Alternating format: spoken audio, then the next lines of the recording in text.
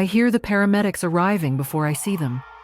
The sirens cut through the church like a blade through silk, and suddenly, my wedding day becomes something else entirely. Something I never wanted it to be. My sister Sarah is on the floor. She's hyperventilating, clutching her chest, her face twisted in what looks like genuine terror. The guests are standing now, craning their necks to see what's happening. My future mother-in-law has her hand over her mouth. My dad is kneeling beside Sarah, telling her to breathe, just breathe. And me?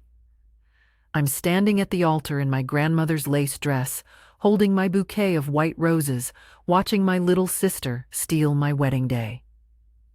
Emily, we need to stop the ceremony, the pastor whispers to me, his face pale.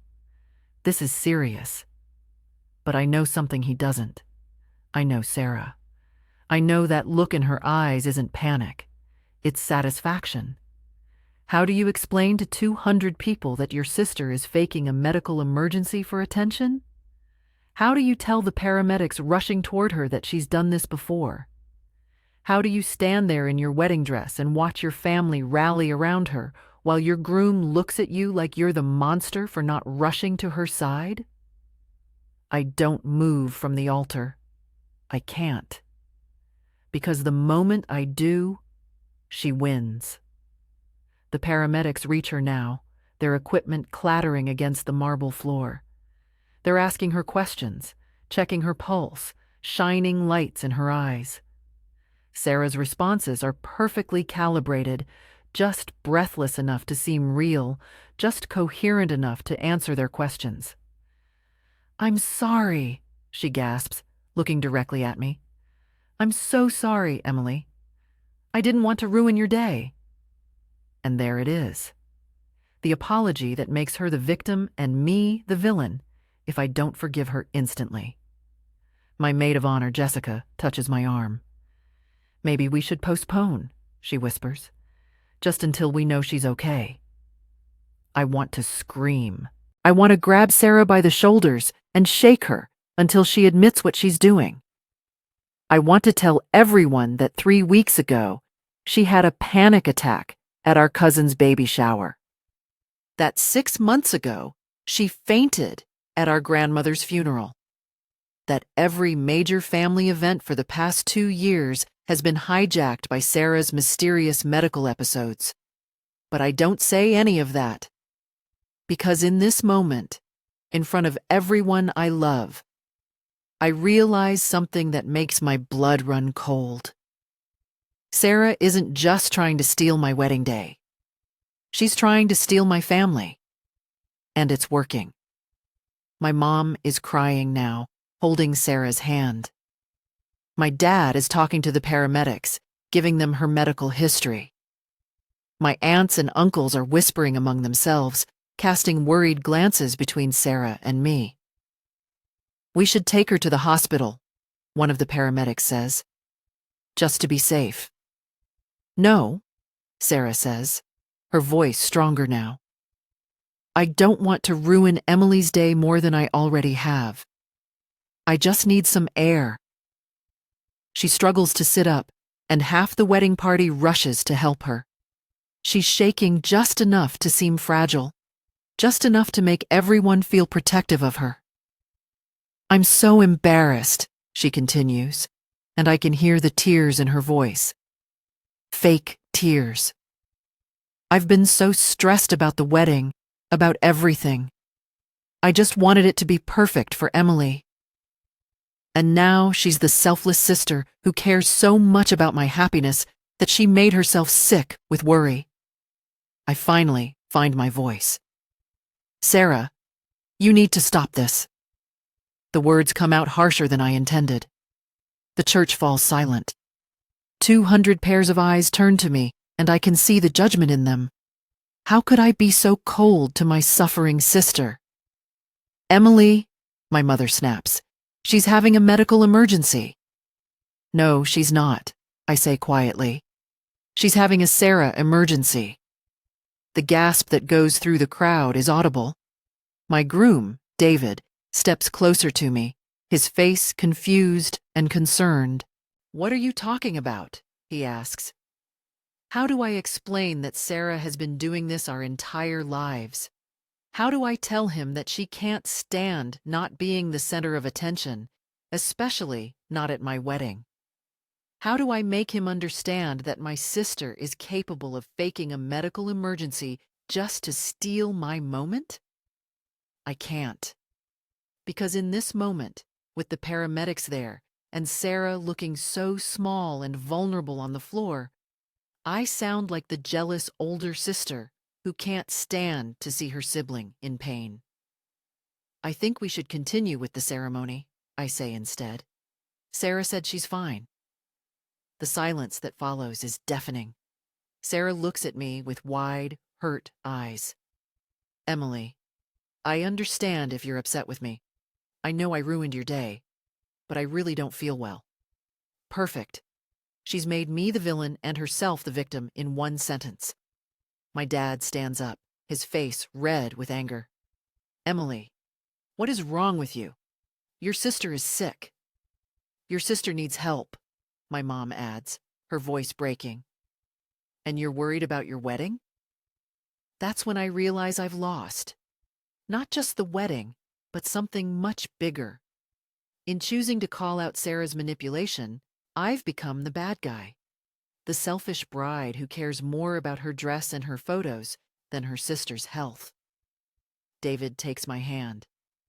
"Maybe we should just make sure she's okay first," he says gently. "We can wait." And I see it then, in his eyes. The doubt.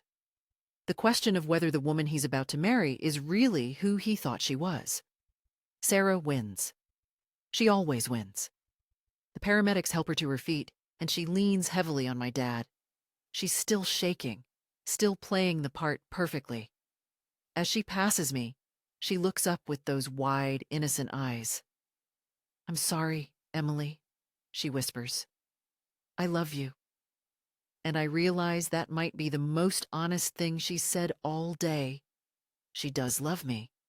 She loves me enough to destroy my wedding day, rather than let me have something that's just mine. That's when I know this isn't just about a wedding. This is about something much deeper, much more dangerous. And I'm the only one who can see it.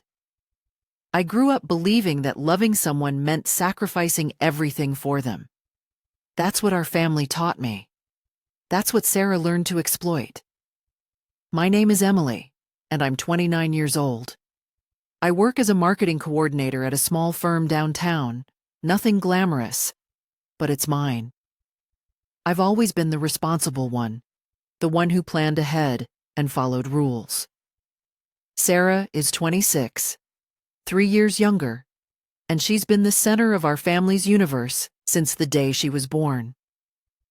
I remember the first time I noticed something was off. I was 7, she was 4, and we were at our cousin Mark's birthday party. Sarah had been fine all morning, laughing and playing with the other kids. But the moment Mark started opening presents, she suddenly clutched her stomach and started crying. "My tummy hurts," she wailed, loud enough for everyone to hear. Within minutes, she was in our mother's lap, getting all the attention, while Mark's birthday party continued around them. I watched from the corner as relatives fussed over her, bringing her juice and crackers, asking if she needed to go to the doctor. 20 minutes later, when the present opening was over, Sarah's stomachache mysteriously vanished. She was back to running around and playing like nothing had happened. I was 7. I didn't understand manipulation yet. I just knew that when Sarah was sick, she got all the love. As we grew up, the pattern became more sophisticated. Sarah would get mysteriously ill during my school plays, my graduation parties, my birthday dinners. She developed an uncanny ability to sense when the attention was shifting away from her, and she always knew exactly how to pull it back. Our parents never caught on, or maybe they didn't want to. Sarah was their baby, their precious youngest daughter who was just more sensitive than the rest of us. When I tried to point out the pattern, they'd look at me like I was jealous and cruel. "Emily, your sister can't help being sick," my mother would say. "She has a delicate constitution." A delicate constitution. That's what they called it when Sarah couldn't handle anyone else getting attention. In high school, things escalated. Sarah started having panic attacks. Real ones, the doctors said. She was diagnosed with anxiety disorder and put on medication. Suddenly, her behavior had a medical explanation, and questioning it became off limits. But I noticed something the doctors didn't. Sarah's panic attacks were never random. They happened during my soccer games, my college interviews, my first date. They happened when I was supposed to be the focus. "You can't blame someone for having a mental illness," my dad would say when I brought it up. "Sarah doesn't choose to have anxiety." Maybe not. But she definitely chose when to have it. The worst part was watching how it affected our family dynamics. My parents walked on eggshells around Sarah, afraid to upset her and trigger an episode. Family decisions revolved around what Sarah could handle. We couldn't go to certain restaurants because they might give her anxiety. We couldn't plan trips without considering her medication schedule. We couldn't have conversations about anything stressful because it might set her off. And me? I became the strong one, the one who could handle anything, the one who didn't need attention or support because I was so capable and so independent. I learned to make myself small, to celebrate my achievements quietly, to need less so Sarah could have more. When I met David 2 years ago, I thought I'd finally found someone who was just mine. He was kind and stable and normal. He didn't know about Sarah's episodes, didn't understand the family dynamics that had shaped me. With him, I could be the center of attention without feeling guilty about it. But Sarah noticed. She always noticed. The first time David came to a family dinner, Sarah had a panic attack during dessert. She started hyperventilating, clutching her chest, saying she couldn't breathe. David, being the good man he is, immediately wanted to help. He drove her to the hospital while I stayed home with my parents, who were too shaken to leave the house. "She really likes David," my mother said that night. "I can tell he makes her feel safe." I wanted to scream. Sarah didn't like David. She liked that David was mine, and now she was finding a way to make him hers, too. The episodes increased after David and I got engaged. Suddenly, Sarah couldn't handle wedding planning discussions. She'd get overwhelmed when we talked about venues or dates.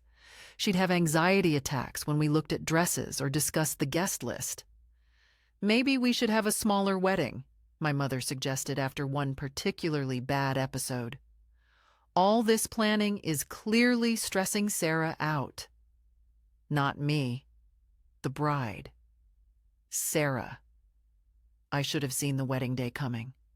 I should have known she wouldn't let me have that moment without making it about her. 3 weeks before the wedding, Sarah had a panic attack at our cousin Lisa's baby shower. She'd been fine until Lisa started opening gifts, and then suddenly she was gasping for air, saying she felt like she was going to die. "I'm so sorry," she kept saying as everyone clustered around her. "I don't know what's wrong with me. I didn't want to ruin Lisa's day." But she did ruin it. Just like she'd ruined my college graduation when she had to be rushed to the hospital with chest pains. Just like she'd ruined my promotion dinner when she had an anxiety attack so severe that we had to leave the restaurant. The pattern was always the same: the mysterious illness, the rush to help her, the apology that made her the victim, the way the original celebration became secondary to Sarah's crisis. I started keeping a journal of her episodes, not to hurt her, but to keep myself sane. To prove to myself that I wasn't imagining things, that there really was a pattern. Sarah's panic attacks always happened during someone else's moment. Always. And they always required immediate attention, immediate care, immediate dropping of whatever else was happening. But when I showed the journal to David, he didn't see what I saw. "Emily, I think you're being paranoid," he said gently. "Sarah has a medical condition. She can't help when her anxiety hits." That's when I realized I was completely alone in this. Even the man who loved me couldn't see what was happening. Sarah had been so careful, so consistent, that her manipulation looked like medical need. The night before the wedding, I lay in bed, staring at the ceiling, knowing something was going to happen. I could feel it in my bones. Sarah wouldn't let me have my wedding day without making it about her. But I hoped I was wrong. I hoped that maybe, just this once, she'd let me have my moment. I should have known better. I should have trusted my instincts. But I was still that 7-year-old girl who wanted to believe her sister loved her enough to let her have a birthday party without getting a stomachache. 2 weeks after the wedding that never was, I found the proof I'd been looking for my entire life. But by then, it was almost too late. David and I had postponed the ceremony, obviously. How could we continue after what happened? The church was booked, the reception hall was paid for, and Sarah was in the hospital for observation. The narrative was set. My poor sister had a medical emergency, and I was the heartless bride who wanted to continue the ceremony anyway. The story spread through our family like wildfire. My aunt called to check on Sarah. My cousins sent flowers. My grandmother, who'd driven 3 hours for the wedding, spent the entire drive home worried about Sarah's health instead of celebrating what should have been my marriage. I became the villain of my own wedding story. "I can't believe you were ready to just leave her there," my mother said when she called that night. "She was having a panic attack, Emily. A real one."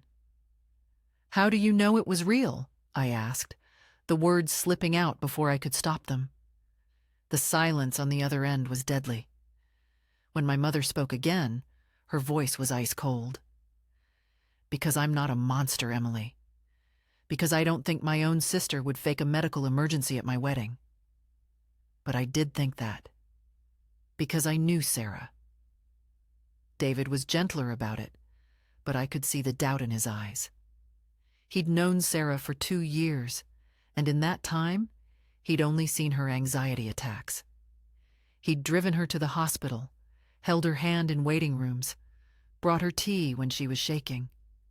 To him, she was a sweet, fragile girl who couldn't help her medical condition. To me, she was a master manipulator who had just stolen my wedding day.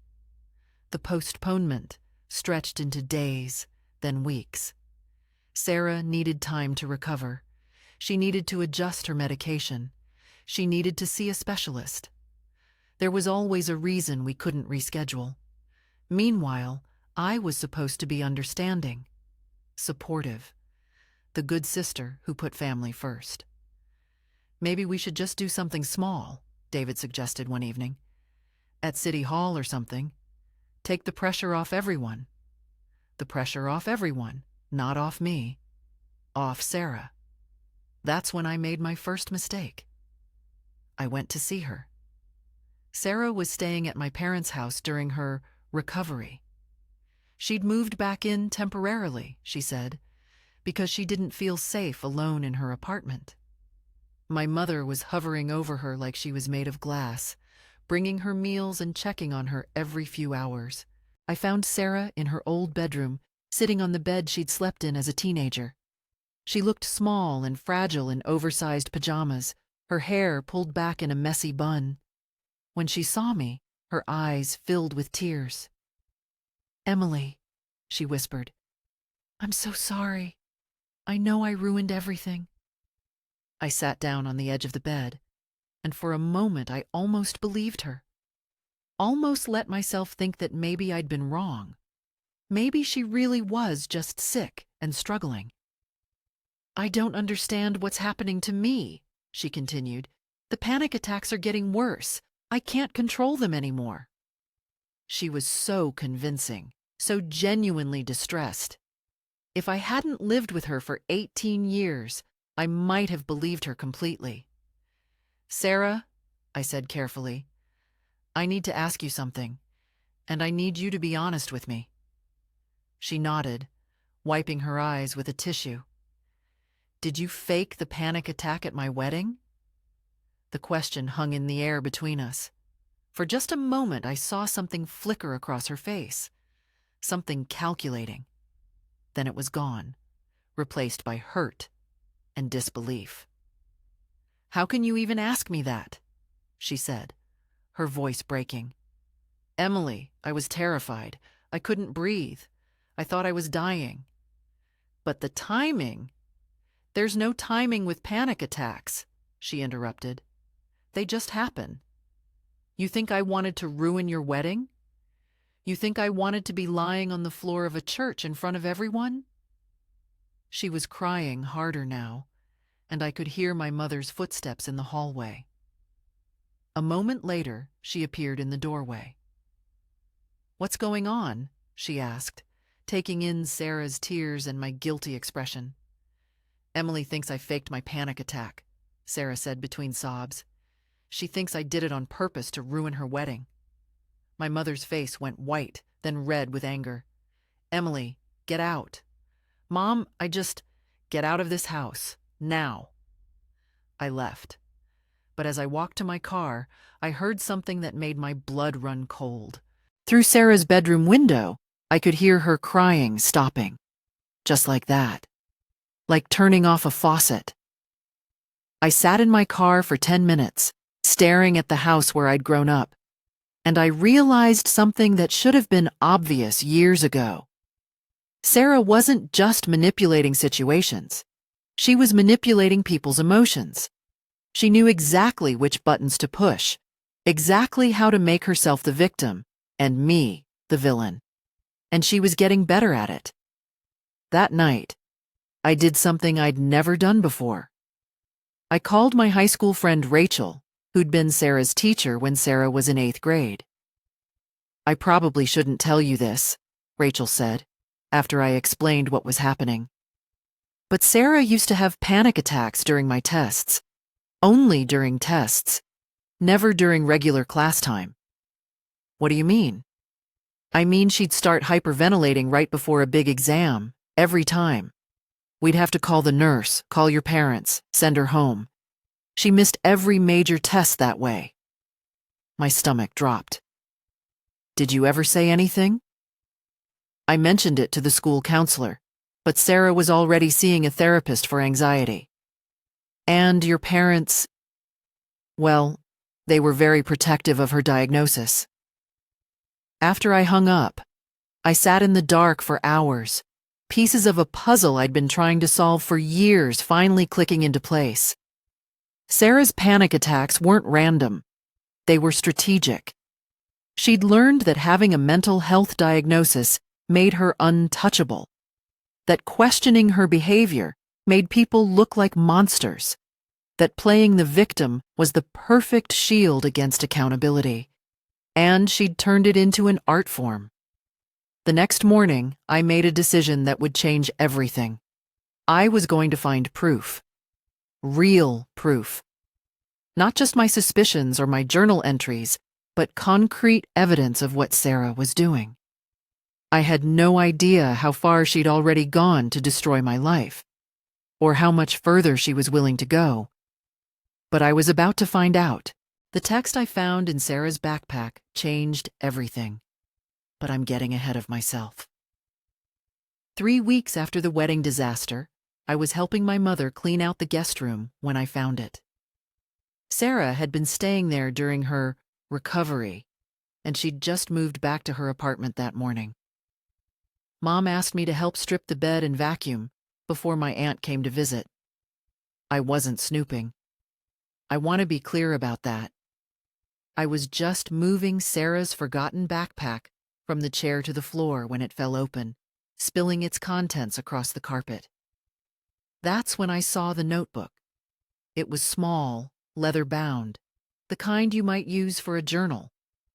But when I opened it, what I found inside made my hands shake. Sarah had been planning this for months. The notebook was filled with dates, times, and detailed notes about family events. But these weren't memories. They were strategies. Emily's engagement party, March 15th. Mom will be taking photos during the toast. That's when I'll need to excuse myself to the bathroom. Come back looking pale. Say I feel nauseous. If pressed, mention that I haven't been sleeping well because of work stress. I flipped through page after page of similar entries, each one more calculated than the last. Lisa's baby shower, May 3rd. She'll open gifts around 2 p.m. I'll start feeling overwhelmed around 1:45. Focus on breathing exercises that look like hyperventilation. If anyone suggests calling 911, resist at first, then reluctantly agree. This will make it seem more real. My legs gave out. I sat on the floor, surrounded by the evidence I'd been searching for my entire life, and felt sick. But the worst part was yet to come. The final entry was dated the morning of my wedding. Emily's wedding, June 12th. This is the big one. She'll be at the altar by 11 a.m. I'll sit in the third row, close enough to be seen, but not so close that I seem attention-seeking. During the vows, around 11:15, I'll start the panic attack. Full hyperventilation, chest clutching, the works. When the paramedics arrive, I'll resist going to the hospital at first. This makes me seem selfless and concerned about ruining Emily's day. Then I'll reluctantly agree to be checked out. The key is to make everyone think I'm trying not to disrupt the wedding, while actually doing exactly that. There was more. Detailed notes about her breathing techniques, her body language, even the specific phrases she would use. I'm sorry, Emily. I didn't want to ruin your day. Practice this line. It needs to sound spontaneous. I've been so stressed about everything. This explains the panic attack while making it seem like I care about Emily's happiness. I don't want to go to the hospital. Reluctance makes it seem more real. I sat there on the floor of my childhood home, holding proof that my sister had premeditated the destruction of my wedding day, and I felt something inside me break. But it wasn't just about the wedding. As I kept reading, I found entries going back years. My college graduation, my promotion, my first date with David. Every significant moment in my life had been systematically sabotaged by my own sister. And she documented it all like a scientist recording experiments. I took photos of every page with my phone. My hands were shaking so badly I could barely hold it steady. But I managed to capture all of it. Then I put everything back exactly as I'd found it. Find anything interesting? I spun around to find Sarah standing in the doorway, her expression unreadable. I forgot my backpack, she said, stepping into the room. Mom said you were helping clean up. I stood up slowly, trying to keep my voice steady. I was just moving it so I could vacuum. She walked over and picked up the backpack, zipping it closed. For a moment, neither of us spoke. You looked inside, didn't you? She said finally. I could have lied. I could have pretended I hadn't seen anything. But something in her tone told me she already knew. Yes, I said. She nodded, almost like she was relieved. How much did you see? All of it. Sarah sat down on the bed, the backpack clutched in her lap. When she looked up at me, her expression was different, calmer, like she was tired of pretending. I suppose you're going to tell everyone now, she said. Why? I asked. Why would you do this to me? She was quiet for a long moment. When she spoke, her voice was matter-of-fact, almost clinical. Because you were always the golden child, Emily. Perfect grades, perfect job, perfect fiancé. Do you know what it's like to live in the shadow of someone who does everything right? So, you decided to ruin everything for me? I decided to level the playing field. She looked at me with eyes that were completely devoid of remorse. You got all the praise, all the attention, all the love. I had to find a way to get mine. By faking panic attacks? By being needed, she corrected. When I was sick, people paid attention to me. They worried about me. They put me first for once.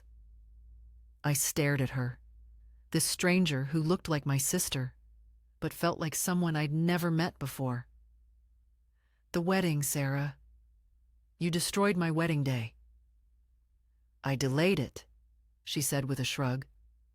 You'll get married eventually, but I'll never get another chance to be the center of attention at your wedding. The casual cruelty of it hit me like a physical blow. She wasn't sorry. She wasn't ashamed. She was annoyed that she'd been caught. You're sick, I whispered. No, she said, standing up. I'm smart, and I'm good at getting what I want. She walked toward the door, then paused. You won't tell anyone about this, Emily, because if you do, I'll just say you're lying, that you're so jealous of my medical condition that you're making up stories about me. Who do you think they'll believe? The sick girl who's been struggling with anxiety for years? Or the bitter sister who's angry that her wedding got postponed? She was right, and we both knew it. Without the notebook, I had nothing but my word against hers. And Sarah had spent years building her reputation as the fragile, innocent victim. Besides, she added, I took photos of all my journal entries before I left them here. Insurance, you might say. Try to expose me, and I'll claim you planted the evidence. She left me standing in that room, surrounded by the debris of my childhood illusions, and I realized I wasn't just dealing with a manipulative sister. I was dealing with a sociopath.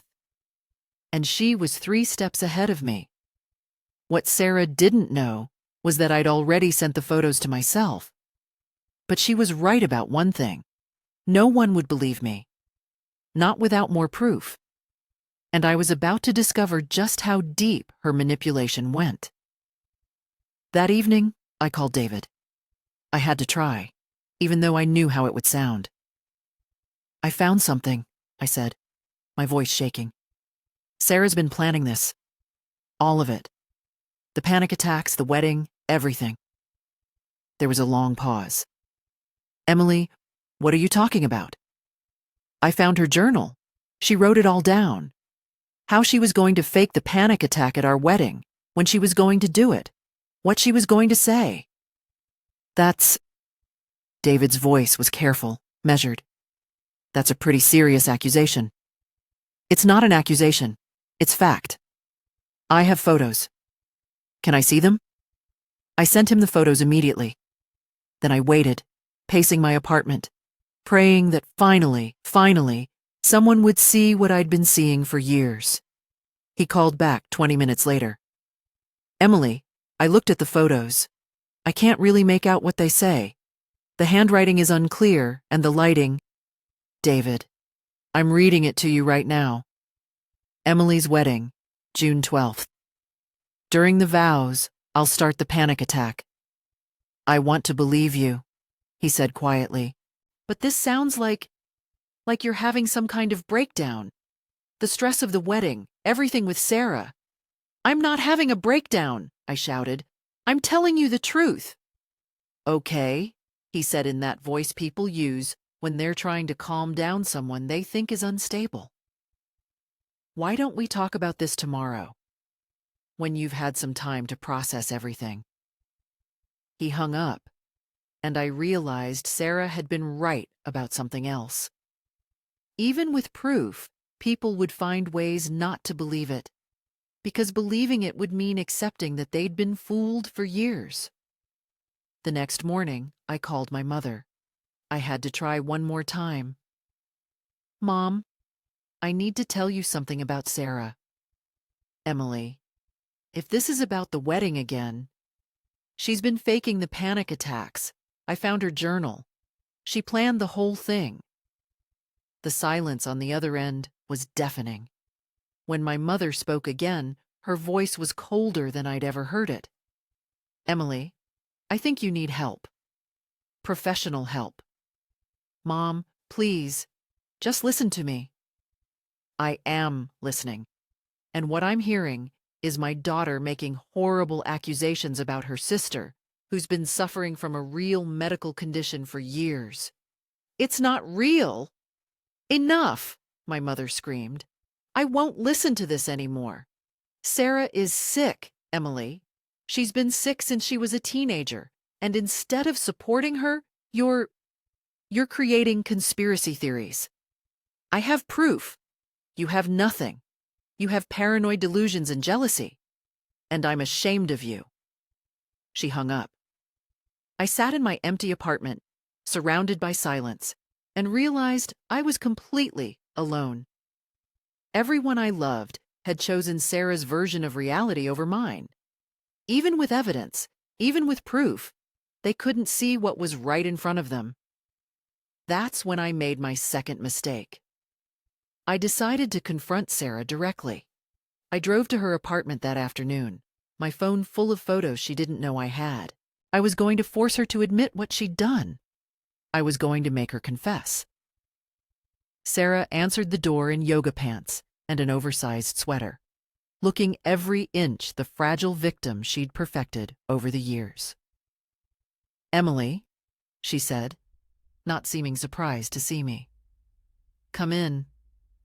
Her apartment was exactly what you'd expect from someone with anxiety. Soft lighting, calming colors, essential oil diffusers. The perfect backdrop for someone who needed a peaceful environment to manage her mental health. "I need you to tell them the truth," I said, without preamble. "About what?" "About the journal. About the fake panic attacks. About everything." Sarah walked to her kitchen and poured herself a glass of water. Her movements were slow, deliberate, like she was buying time to think. "I already told you," she said finally. "No one will believe you." "They will if you confess." She laughed. Actually laughed. "Why would I do that?" "Because it's the right thing to do. Because you destroyed my wedding day. Because you've been lying to our family for years."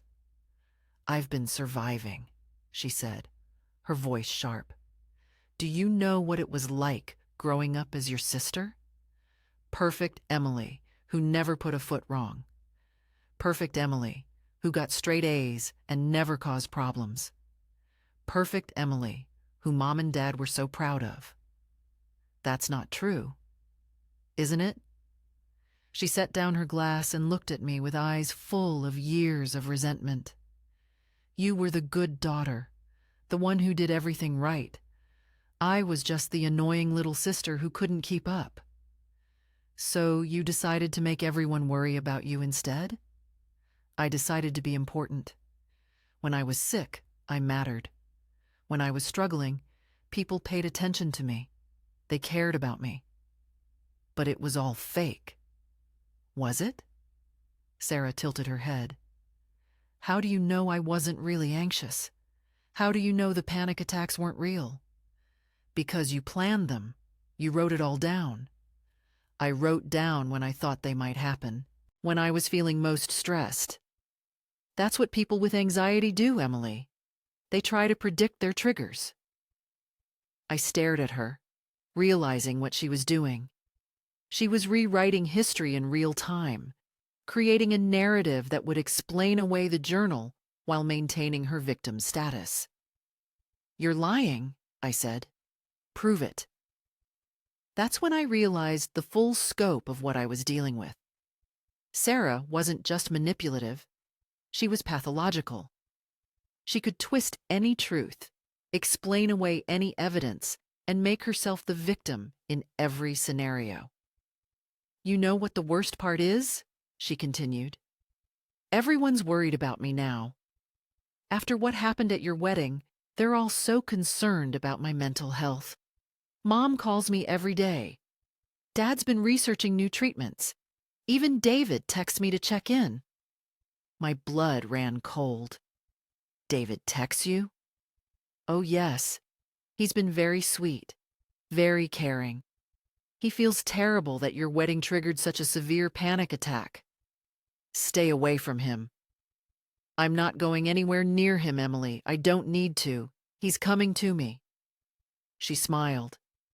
"He's worried about how all this stress is affecting me. He wants to help."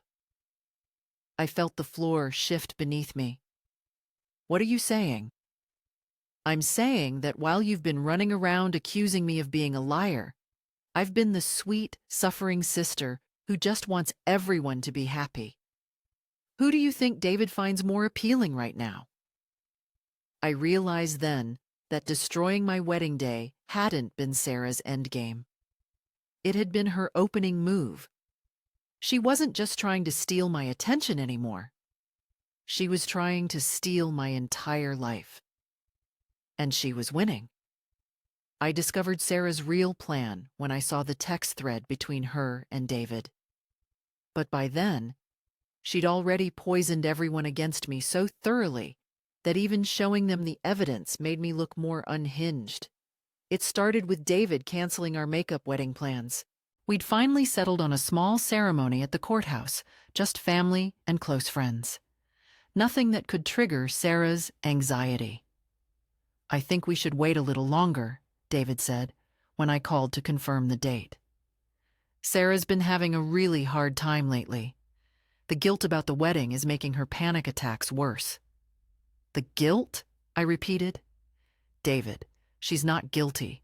She's manipulative." "Emily, stop. Please. I know you're frustrated, but she's genuinely suffering. She called me crying last night because she thinks you hate her." "She called you?" "She was having a panic attack. She couldn't reach your parents, and she was alone. What was I supposed to do? Ignore her?" I hung up and immediately called Sarah. "Don't answer," I said when she picked up. "I'm coming over." "Emily, I don't think that's a good idea.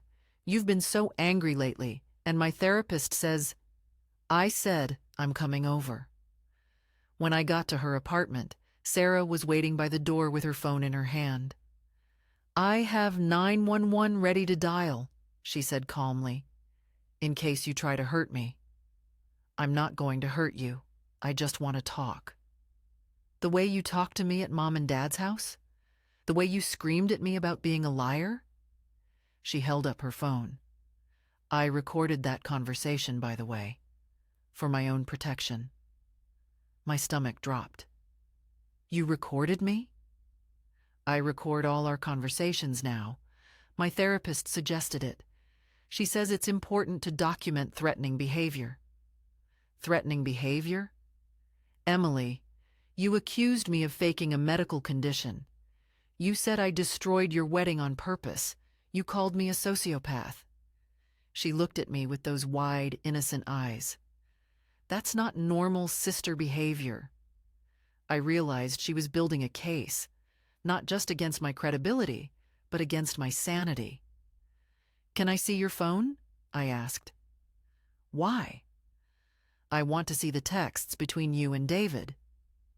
Sarah's expression shifted slightly. "I don't know what you're talking about. You said he's been texting you, checking on you. I want to see what you've been saying to him." "That's private." "Show me the phone, Sarah." "No." I lunged for it. I know how it sounds. I know how it looked, but I was desperate.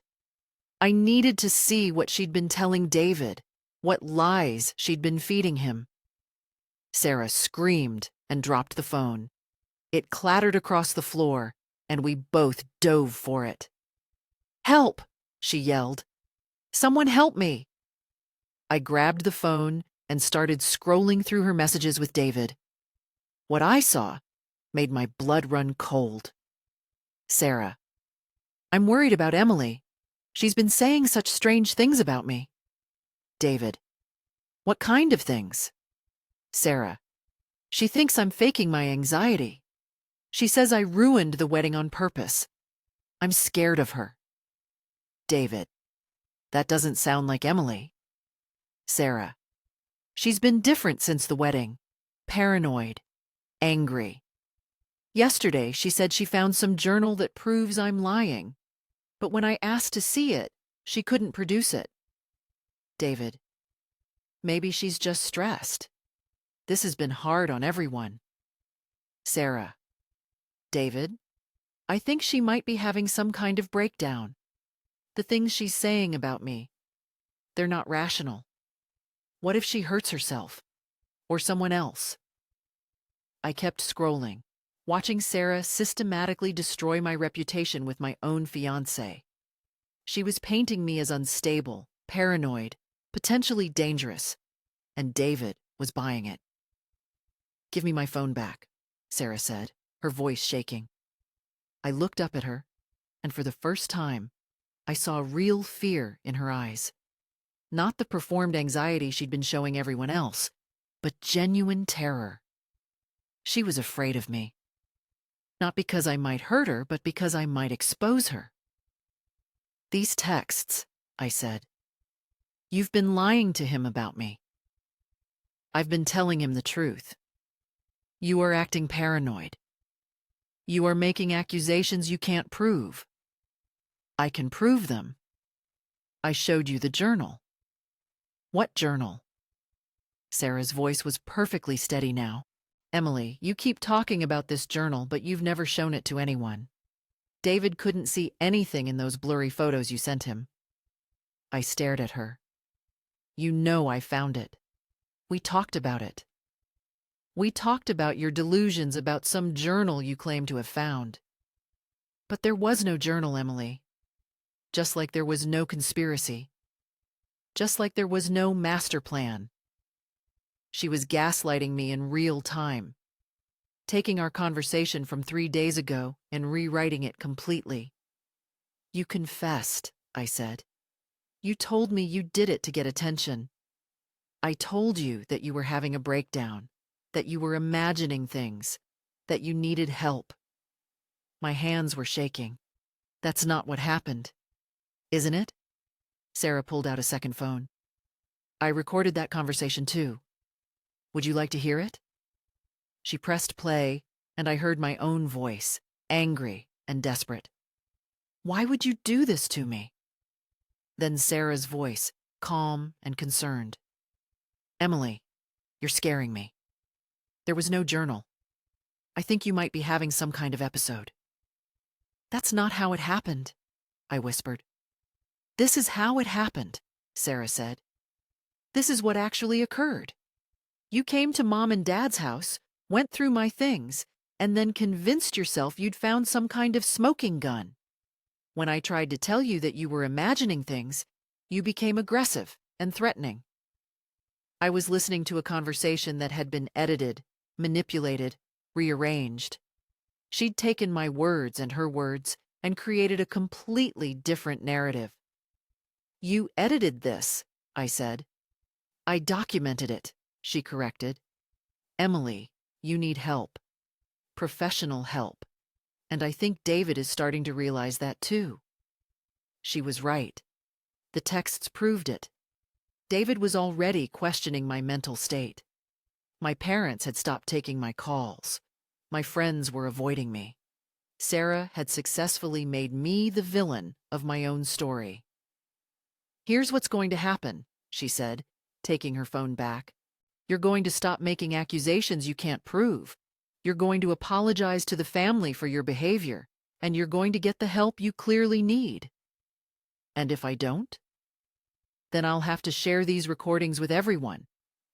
Let them decide for themselves whether you're the stable, reliable Emily they thought they knew, or someone who's having a serious psychological breakdown." I looked at her, standing there in her soft sweater and yoga pants, looking like the picture of innocent vulnerability, and I realized I'd been outplayed by a master. Sarah hadn't just stolen my wedding day. She'd stolen my identity, my relationships, my credibility. She'd made me into the crazy sister, the unreliable narrator, the woman who couldn't handle the stress of her own life. And the worst part?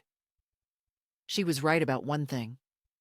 No one would believe me now, but I was done playing defense. If Sarah wanted to play dirty, I could play dirty too. I just had to be smarter about it. I hit rock bottom the night David broke up with me. But sometimes you have to lose everything to find the strength to fight back.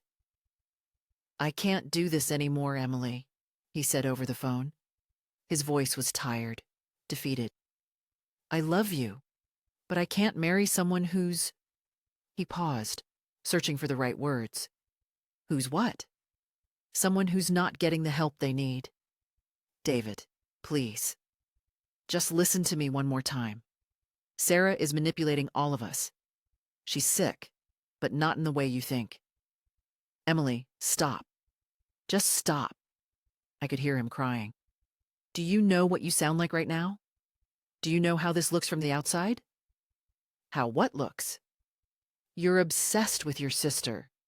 You've convinced yourself she's some kind of mastermind who's orchestrating this elaborate conspiracy against you. You see patterns that aren't there. You hear conversations that didn't happen the way you remember them. That's not true. Sarah played me the recording, Emily, of you going through her things, accusing her of keeping some journal. She was crying, begging you to get help, and you were screaming at her about being a sociopath." I closed my eyes. The edited recording. The one that made me sound unhinged and Sarah sound like a concerned victim. She edited that recording, David. She manipulated it. She didn't edit anything. I heard your voice. I heard the things you said to her. That's not the woman I fell in love with. Yes, it is. I'm exactly the same person I've always been. Sarah is worried about you. We all are. Your parents are worried. Your friends are worried. Everyone who loves you is worried. Everyone who loves me should be worried about what Sarah is doing to me." David was quiet for a long moment. When he spoke again, his voice was gentle but final. "I can't be with someone who refuses to get help. I can't watch you destroy yourself with these delusions." "They're not delusions." "Then prove it, Emily. Show me this journal. Show me real evidence, not blurry photos that could be anything." I couldn't. The notebook was gone. Sarah had taken it with her that day, and I had no doubt she'd destroyed it by now. "I can't," I whispered. "Then I can't stay." After he hung up, I sat in my apartment in the dark, surrounded by the wreckage of my life. My wedding was canceled. My fiancé was gone. My family thought I was having a breakdown. My friends were avoiding me. Sarah had won. But as I sat there, something shifted inside me. Maybe it was the complete loss of everything I'd been trying to protect. Maybe it was the realization that I had nothing left to lose. Or maybe it was the memory of something I'd overlooked. 3 months earlier, before the wedding planning had consumed my life, I'd had lunch with my college roommate, Jessica. She'd mentioned something in passing that I'd dismissed at the time. "I saw Sarah at the hospital last week," she'd said.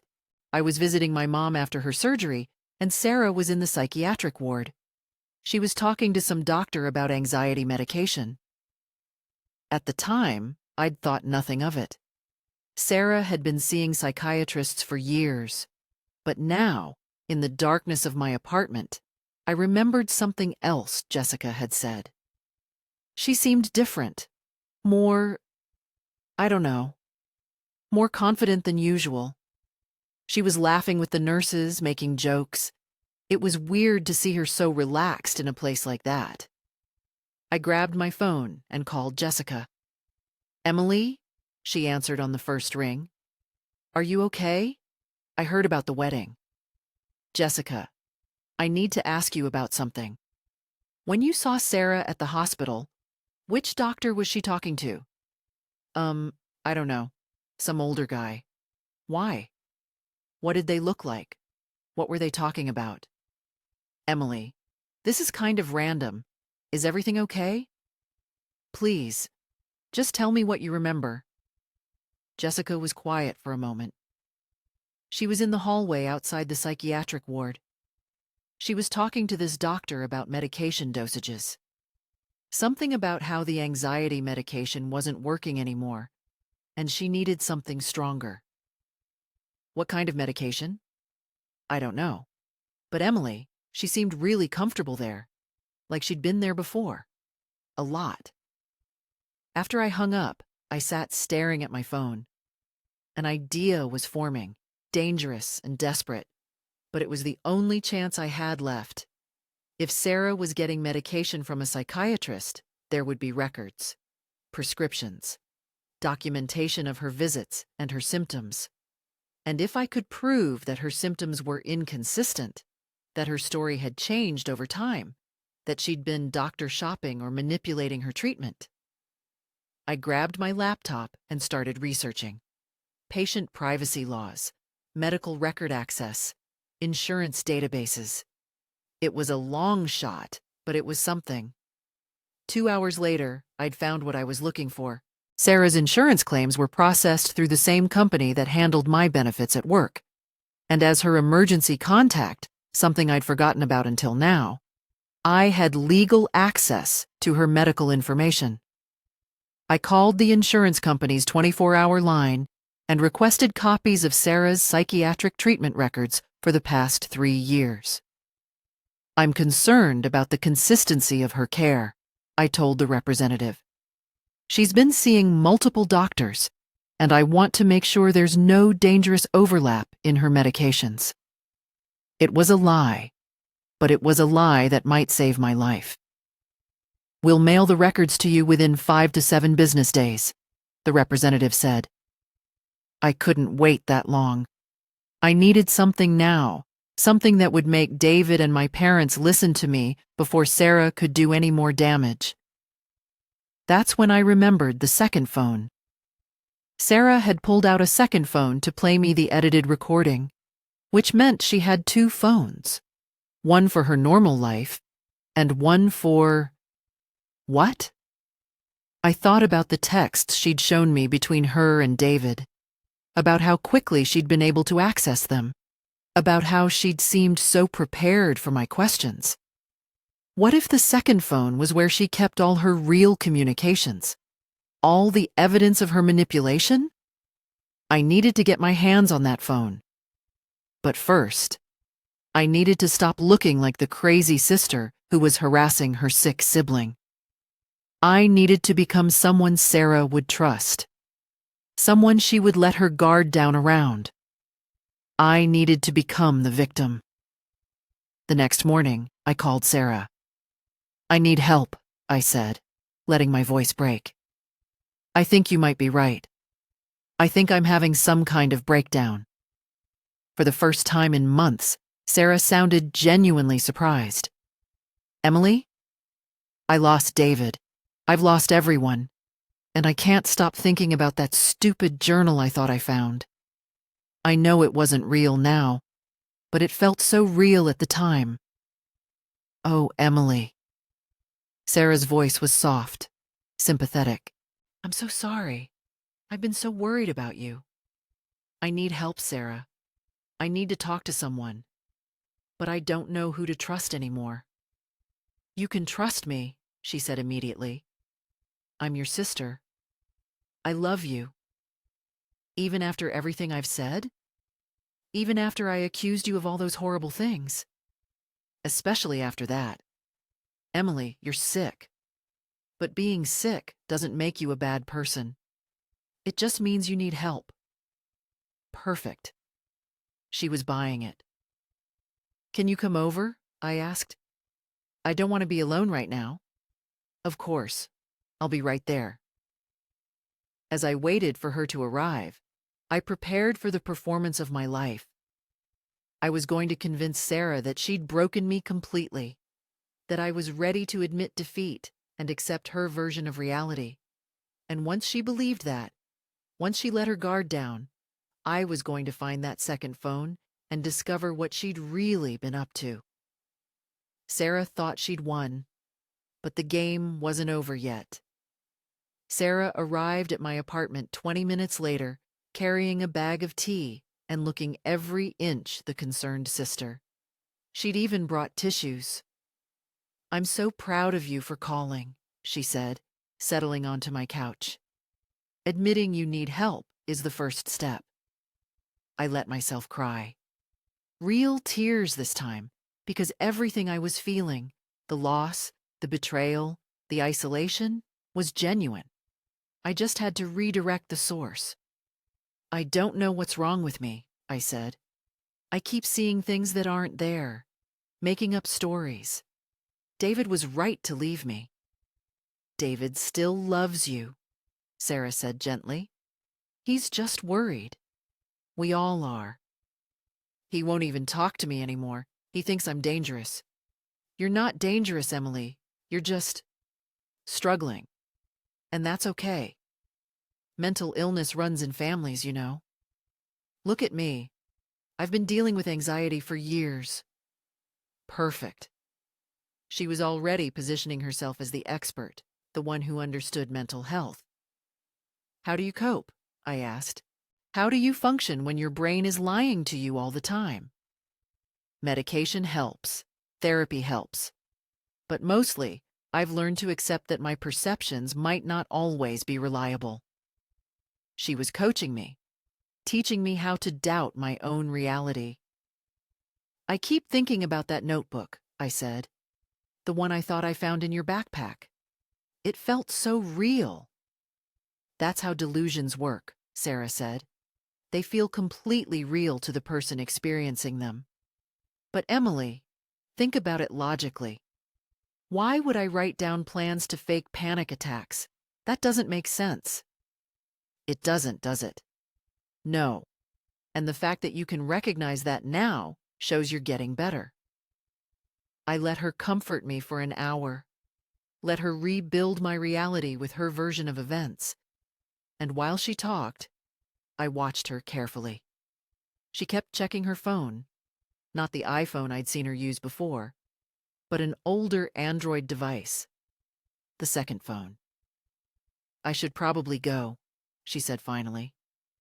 "But I want you to call me if you start having those thoughts again. Promise me?" "I promise." She hugged me goodbye, and as she gathered her things, I saw my chance. She'd left the Android phone on my coffee table while she put on her jacket. "Wait," I said. "I think I left something in your car earlier. Can you check?" "You weren't in my car today, Emily." "Right. Sorry. I'm still confused about things." While she was distracted by my supposed confusion, I palmed the phone and slipped it into my pocket. "I'll call you tomorrow," Sarah said. "We'll figure out a good therapist for you." The moment she left, I powered on the phone. No lock screen. Sarah was confident enough in her manipulations that she didn't bother with security.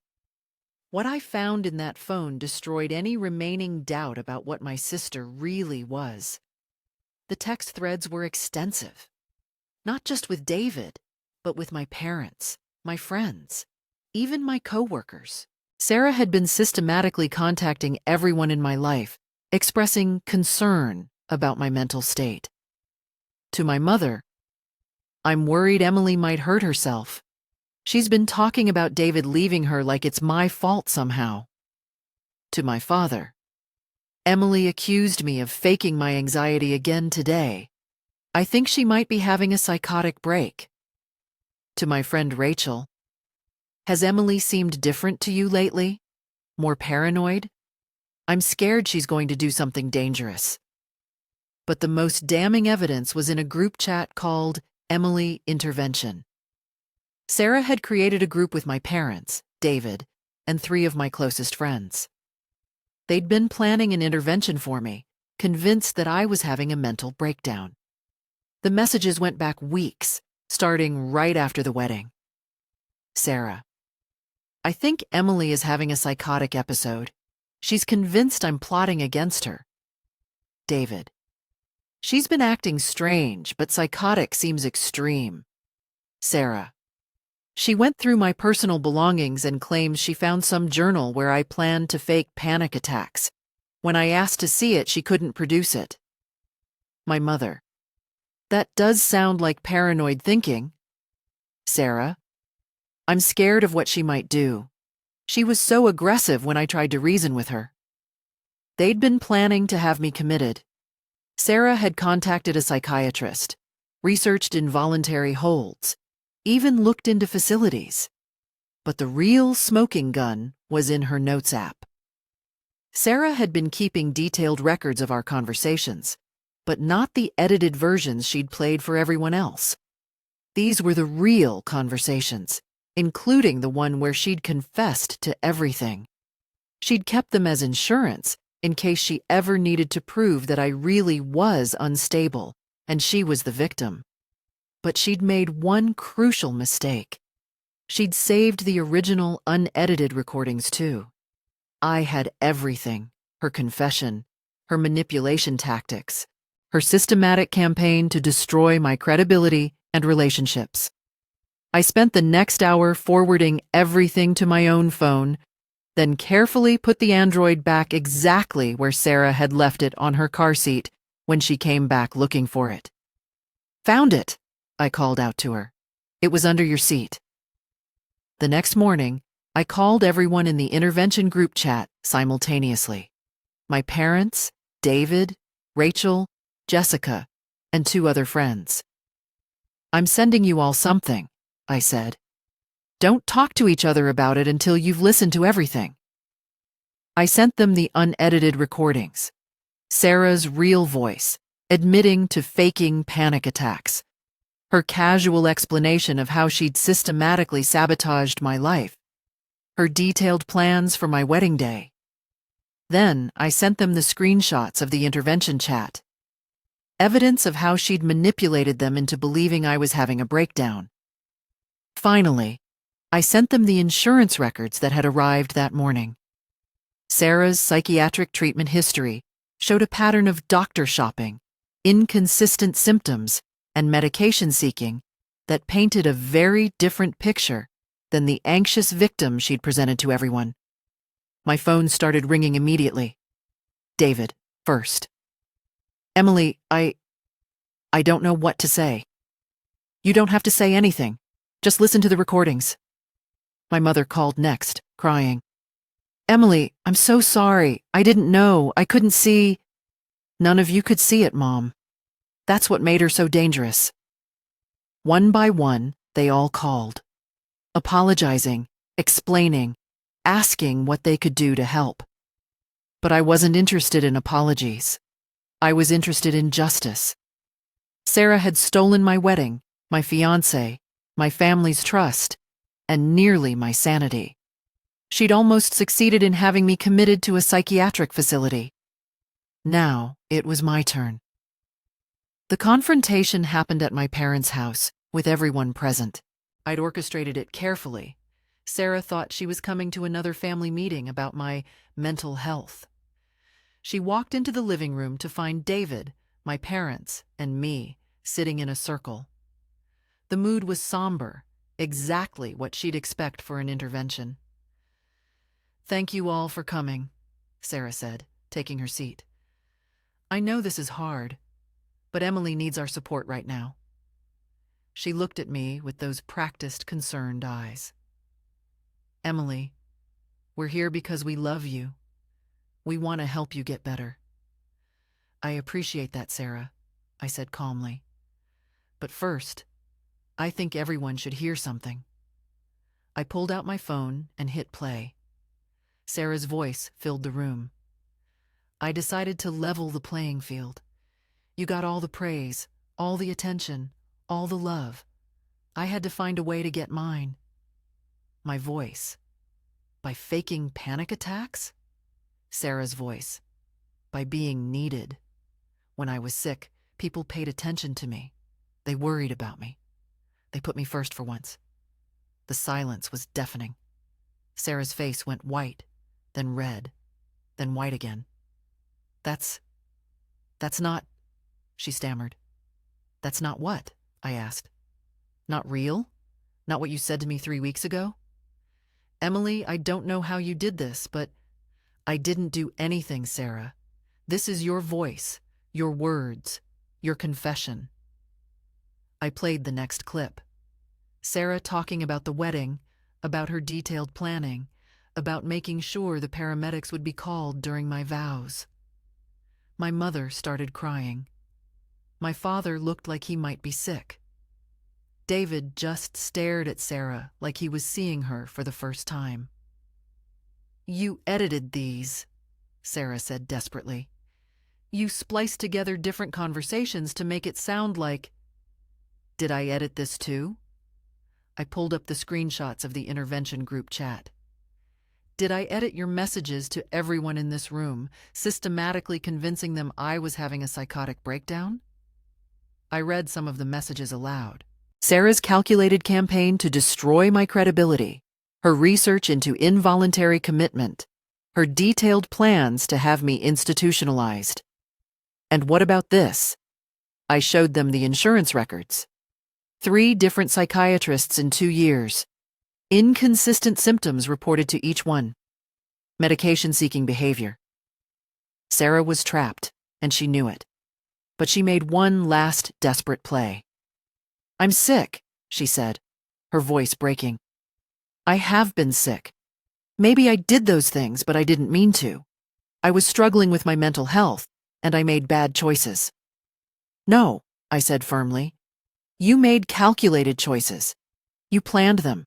You documented them. You executed them perfectly. Emily, please. I'm your sister. I love you. You love controlling me. You love being the center of attention. You love being the victim. I stood up. But I'm done being your victim. I turned to my parents. I'm pressing charges. Fraud, harassment, potentially criminal impersonation of a medical emergency. I've already spoken to a lawyer. Emily, wait, my mother said. She's family. Family doesn't systematically destroy each other's lives for entertainment. I looked at David. The wedding is off permanently. I can't marry someone who chose to believe the worst about me without even trying to see the truth. Emily, I was manipulated. We were all manipulated. But you were supposed to be my partner. You were supposed to trust me enough to at least consider that I might be telling the truth.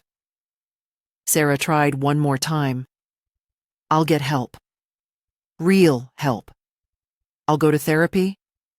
I'll take medication. You'll face the consequences of your actions, I said. For the first time in your life, you'll experience what it feels like when your behavior has real repercussions. I gathered my things and headed for the door. I'll be in touch through my lawyer. As I reached the doorway, I turned back to look at Sarah one last time. She was crying now, real tears, because she'd finally encountered a situation she couldn't manipulate her way out of. You know what the saddest part is? I said. If you'd just been honest about wanting attention, about feeling overshadowed, about struggling with your place in the family, I would have helped you. We all would have. But you chose to destroy people instead of asking for help. I walked out of that house and didn't look back. 6 months later, Sarah was convicted of fraud and sentenced to community service and mandatory psychiatric treatment. Real treatment this time, not the kind she could manipulate. My parents and I are slowly rebuilding our relationship. They're ashamed of how easily they were fooled, how quickly they turned on me. Trust doesn't come back overnight, but we're working on it.